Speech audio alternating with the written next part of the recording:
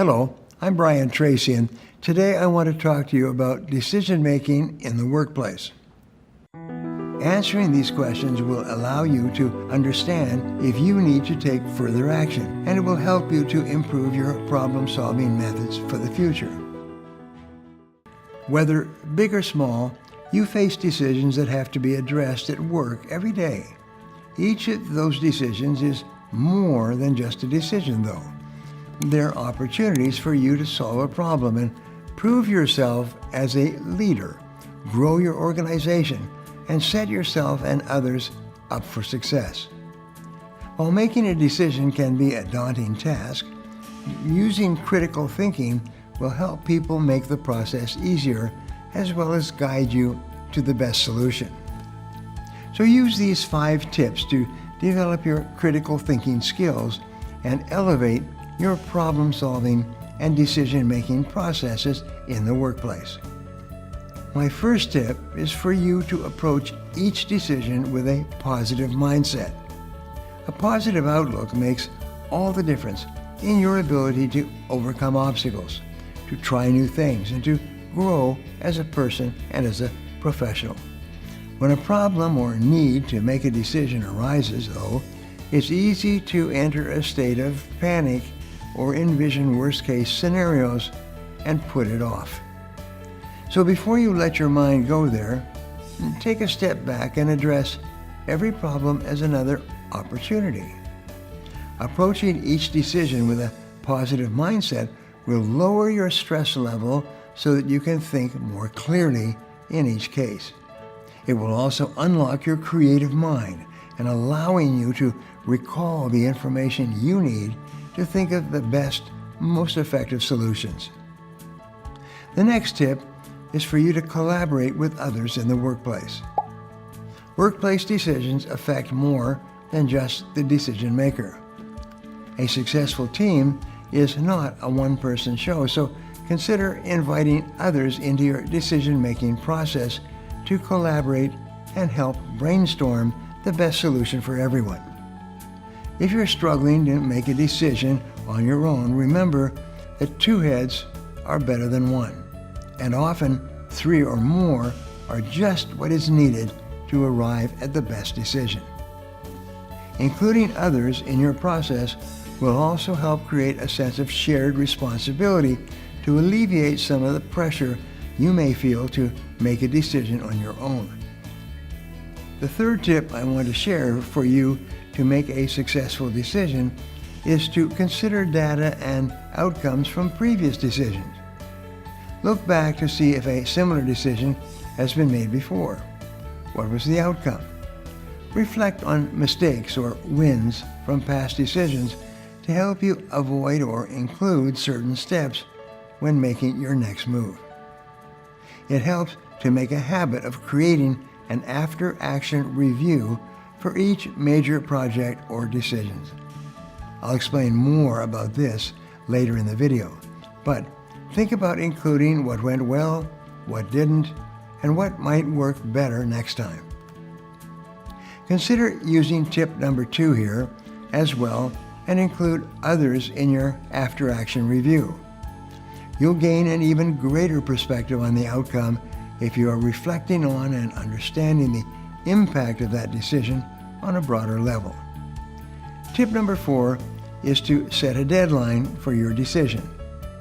Procrastination and the fear of making the wrong decision are the enemies of progress. But don't let these factors, these enemies if you like, keep you from moving forward. Success comes by taking action. It might help to think of each decision as a SMART goal. After all, your decision should be specific, measurable, attainable, relevant, and of course, time-bounded. Once you and your team have made a decision, determine when to implement the solution, how long it will take to complete, and when you expect to see results. Then, list the actions that are necessary to meet this deadline and who will be responsible for accomplishing them. Finally, determine what key performance indicators will allow you to measure the success of your outcomes and set a series of short-term deadlines to report on your progress. My next tip is for you to take responsibility for implementing your decision. Some of the most creative ideas never transpire because no one is assigned the authority to carry out the decision. In order for progress to be seen, someone must claim ownership over the decision-making process. Taking responsibility for a decision doesn't necessarily mean that you need to be the one to implement every following action item, though. There may be various people and jobs involved in exercising the actions that a decision's intent requires in order to see the desired outcome. Taking responsibility for the choices you have made simply means you should ensure that everyone involved knows what job they need to do, when they need to do it, and how the success of that job is defined, how it will be measured. A decision will only produce results if acted upon, so take ownership, communicate, and plan what needs to happen in order to see success. My last tip for successful decision-making is to look back and track your results. Remember that after-action review I talked about in tip number 3? Here is where that review takes place. After enough time has passed to understand the impact of your decision, gather your team together or even do it by yourself with a sheet of paper to discuss the outcome. Write the results down and store them somewhere for everyone to reference in the future.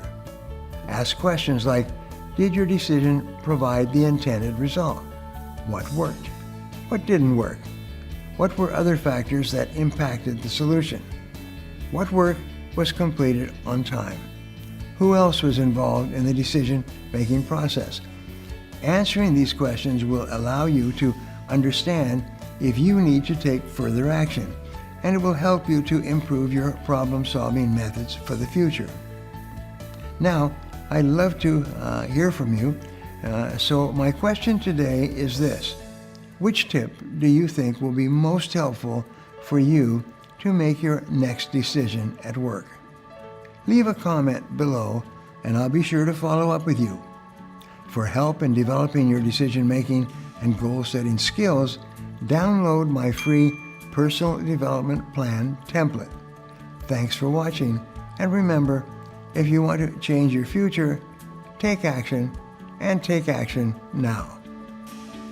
If you enjoyed this video and feel it was valuable in teaching you about decision-making in the workplace, subscribe to my channel, like this video, and share this video with your friends.